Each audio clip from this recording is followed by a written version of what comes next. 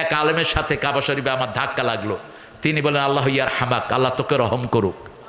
আমি চিন্তা করলাম ভালোই তো সুযোগ, আরেক ঠেলা দিছে, আল্লাহ ইউসাল্লেমাক, আল্লাহ তোরে নিরাপদে রাখুক। যেমন চাঁপাইনবাবগঞ্জে আদর করে হারামজাদা বলে।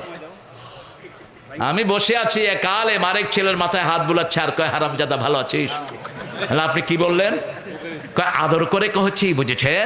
ধাপ মিয়া, খবরদার এই শব্দ যেন তোমার মুখে না আসে, তুমি তো তার জন্ম নষ্ট করে দিয়েছো, ঠিক কিনা? আদর করে ভালো কথা বলতে হবে, আল্লাহ তাকে হেদায়েত দান করুক। আপনি পিতামাতা যখন রাগ করবেন, বাচ্চাকে কখনো গালি দিবেন না, আপনার গালি হবে আল্লাহ তোমাকে হেদায়েত দান করুক, আল্লাহ তোমাকে রহম করুক, আল্লাহ তোমাকে নিরাপদে রাখুক। যেমন আরবরা গালি দেয়।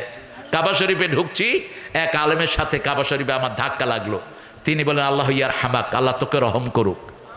আমি চিন্তা করলাম ভালোই তো সুযোগ, আরেক ঠেলা দিছে, আল্লাহ ইউসাল্লেমাক, আল্লাহ তোরে নিরাপদে রাখুক। আরেক ঠেলা দিছি, আল্লাহ ইয়াহদিক, আল্লাহ তোরে হেদায়েত দিক।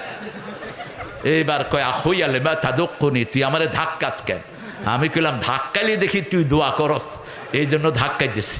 কয় কাইফা আসুব্বুল মুমিন, আমি আমার মুমিন ভাইকে কিভাবে গালি দেব? গালি তো মুনাফিকরা দেয়, মুমিনরা দিতে পারে না। আল্লাহ আমাদেরকে মুমিন হিসাবে কবুল করেন। আরো জোরে বলি আমিন। এক সুতা পরিমাণ ঈমান নিয়ে যাবেন, জাহান্নাম আপনাকে গিলতে পারবে না। আর এক রত্তি পরিমাণ অহংকার নিয়ে যাবেন, জান্নাতে যেতে পারবেন। অহংকার কাকে বলে? গামতুন নাস ওয়া বাতারুল হক। রাসূল সাল্লাল্লাহু আলাইহি ওয়াসাল্লাম বলছেন ইন্নাল্লাহা জামালুন ইউহিব্বুল জামাল। সাহাবায়ে কেরাম বললেন ইয়া রাসূলুল্লাহ, আমরা নতুন জামা পরি, নতুন টুপি পরি, নতুন জুতা পরি, এটা কি অহংকার নাকি? রাসূল সাল্লাল্লাহু আলাইহি ওয়াসাল্লাম বললেন না, আল্লাহ সুন্দর সুন্দরকে পছন্দ করেন কে? একটা ছোট্ট গল্প না বললেই নয়। একজন আরব লোক, তিনি কোরআন বুঝতেন না। আরবরা কোরআন বুঝে, কিন্তু বাঙালিরা কি সব বাংলা বুঝে? বুঝে? যারা শিক্ষিত তারা বুঝে, ঠিক কিনা?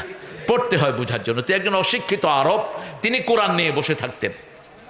তো ওনার ছেলেরা বলতো, বাবা লা তাফহাম শাই, লেশ জালাস্তা বিল কোরআন, তুমি তো কোরআনের কিচ্ছু বুঝো না, তুমি কোরআন নিয়ে বসে থাকো কেন?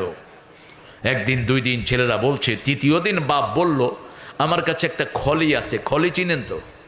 ওই যে মাছ নেয় যে, এটার নাম কি? হ্যাঁ, খালই। খালই, তোমরা তালই থেকে খালই, খায়ের আপনারা বুঝলেই হলো।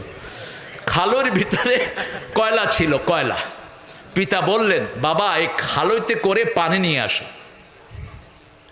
তো ছেলেরা বলছে, আব্বা খালইতে তো পানি থাকবে না, কারণ খালুতে ছিদ্রি আছে, পানি থাকবে না। আব্বা কয় যাও, এটা নদীতে চুবাও, পানি যা উঠে। একদিন, দুই দিন, তিন দিন চুবালো। এখন বাবা জিজ্ঞেস করছে, বাবা তোমরা কি খলইটা নদীতে নিয়ে গেছিলা, চুবাইছিলা? হ্যাঁ চুবাইছি। পানি উঠছে? কয় না উঠে নেই। ভিতরে কি ছিল? কয়লা ছিল। কি ছিল? কয়লা। বলছে কয়লাগুলো আছে? কয় নাই। কয়লাগুলো? কোরআনটা হলো মহাপবিত্র জিনিস, না বুঝলেও যদি এটার পাশে বসে থাকো, পানিতে চুবানোর পরে কয়লা যেরকম চলে গেছে, কোরআনের কাছে বসে থাকলেই দুনিয়া আখিরাতের কয়লা চলে যায়। শুধু বসে থাকেন, আপনাকে পরিশুদ্ধ করে দিবেন কে? অনুনাজ্জিলু মিনাল কোরআনি মা হুয়া শিফাউ ওয়া রাহমাতুন লিল মুমিনিন ওয়া লা ইয়াজিদুয যালিমিনা ইল্লা খাসারা। যা নাজিল করেছি সবটাই হলো আরোগ্যতা, শেফা, রেকটিফিকেশন, কিউরেন্স। আল্লাহ বলছেন সবটাই আরোগ্যতা।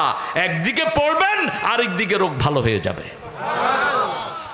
এটা মুমিনদের জন্য রহমত, আর কাফেরদের জন্য ক্ষতির কারণ। জালেমদের জন্য এটা রহমত নয়।